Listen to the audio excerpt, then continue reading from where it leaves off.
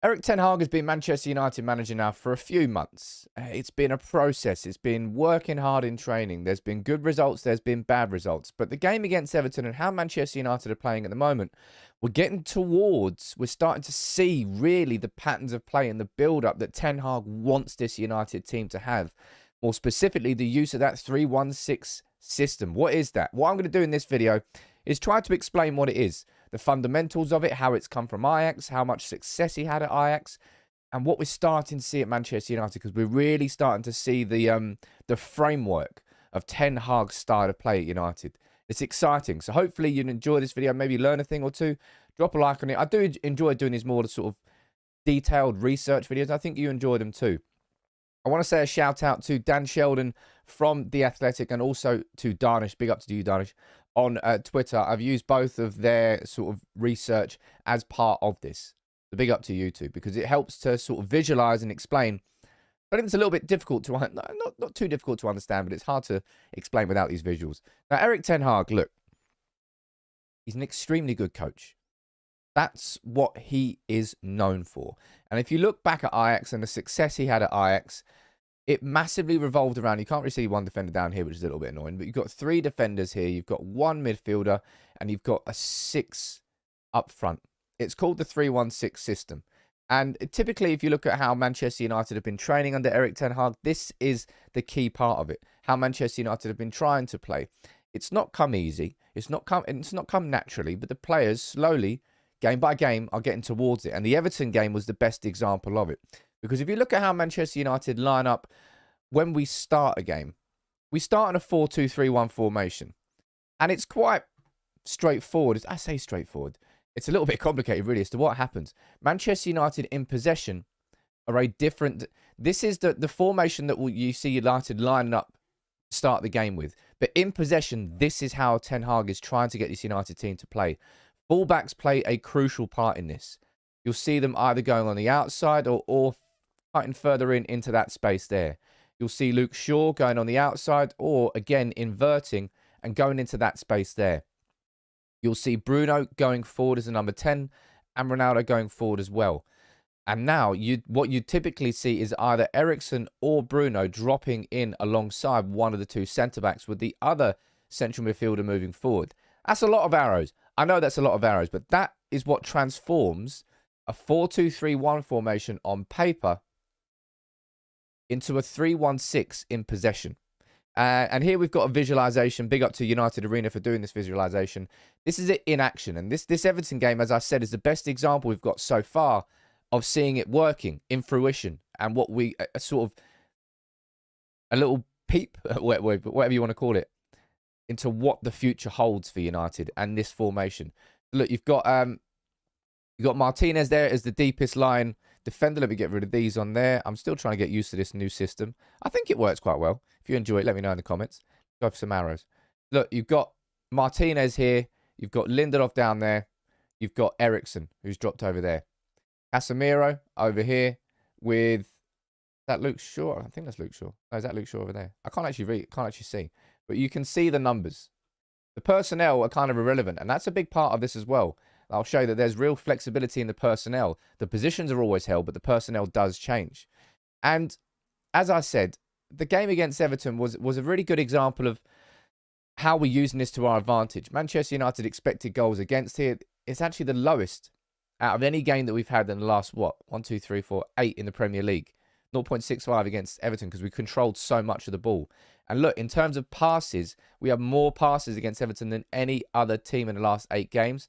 And only Brighton at home did we have more successful passes ending in the final third. And we lost that game. Jeez. But Everton played a low block against Manchester United. And that really is where is a massive, massive asset of the 3-1-6 system. Because by doing this, what Manchester United do is we create the overloads in these areas over here. By having, whether it's Anthony, look, whether it's Dalot cutting inside as an inverted fullback and Anthony holding his width, whether it's Shaw or the other fullback holding the width. By holding that 6 up front, 1, 2, 3, 4, 5, 6, you create overloads. And this is what is going to be helping Manchester United create space. Look, this example here. Diogo Dalot is the player who's holding the width. And therefore, Manchester United have an option. Anthony on the ball here. Everton can't cover all of that space there. Because of that, it means that United have got an outlet if we wanted to use it. And it changes because here, instead of it being that outlet, you've got Diogo Dalot on the ball down here. And look at the space. Bruno's running into that space behind there. And it's because he's getting dragged away and it creates extra space. The overloads, it's a very aggressive and attacking way of playing football. And I'll be honest, at some point, it's going to get taken apart by better teams. But it's a front foot style of play. It's not a formation that's designed to win games 1-0. Look, Dalot plays the ball over the top there. Bruno gets a chance on the cutback. And here's another example of a different... Remember this chance when Eriksen passed the ball to Bruno here? Runs forward. He becomes the late runner in the box. And Everton don't have enough men to mark all of our players. Eriksen obviously fires his shot over the bar. But it's another example of creating the overloads. And you know what I was saying earlier about how this formation, it's 3-1-6 on paper in terms of possession moving forward. But the personnel, it can vary. This is a perfect example of it. You see Luke Shaw there. And look, Luke Shaw here, instead of it being Christian Eriksen, who's dropped deeper to become the third man alongside Martinez and Lindelof, it's actually Luke Shaw. And that's a massive bit of tactical versatility that these players are learning. It's quite a complicated thing, I imagine, for these players to understand, given how, well, tactically unaware we've been for a long time. Even if Ralph Rangnick did want to try and get his system in play. But look, it can be Shaw there, and then other times it can be Eriksen there. The players really are starting to understand this system. And as I said, the Everton game is the best example we've got so far of it working. Because a low block for United has been a kryptonite for years. But by having that overload there, you permanently have options. It means you stretch that defence. By doing this, a defence can't simply... If a team wants to just go here and go, you know what, we're just going to stay compact. We're going to try and stay inside this 18-yard box. Fine, they can do that. But by doing that, they are going to leave spaces here and here for Manchester United to exploit. And that's a big reason of why we were able to break down that Everton low block. And a big reason why it worked in that game.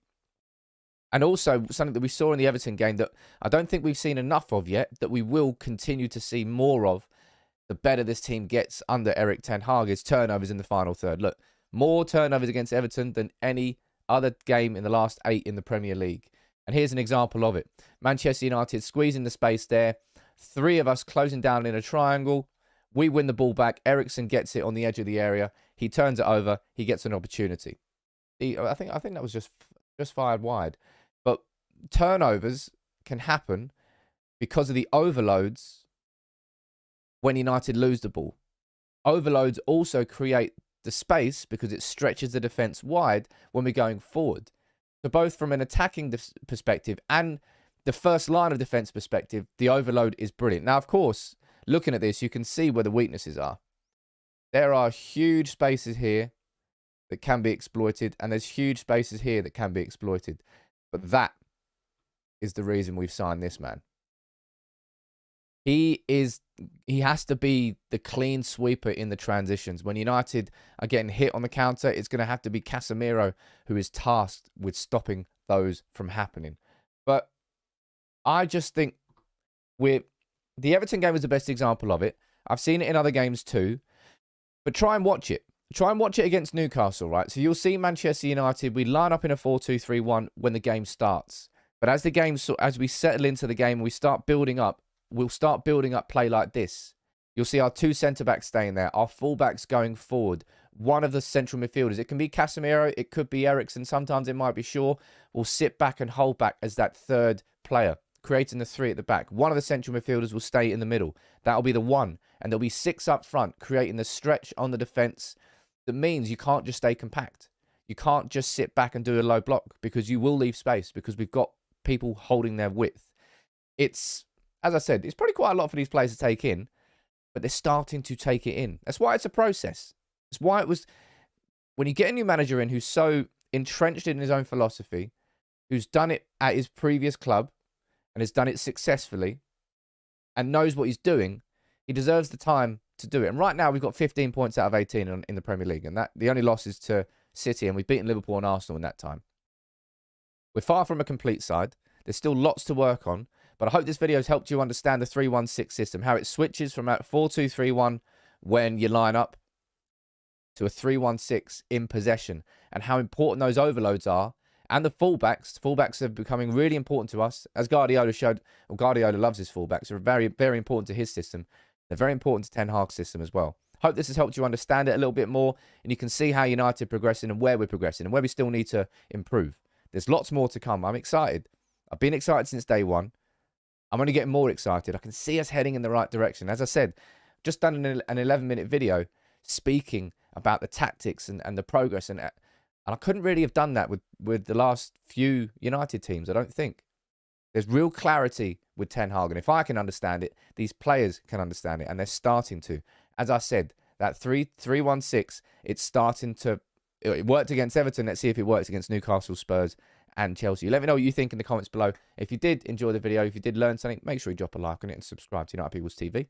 I'll be here after the game. Take it easy, everyone.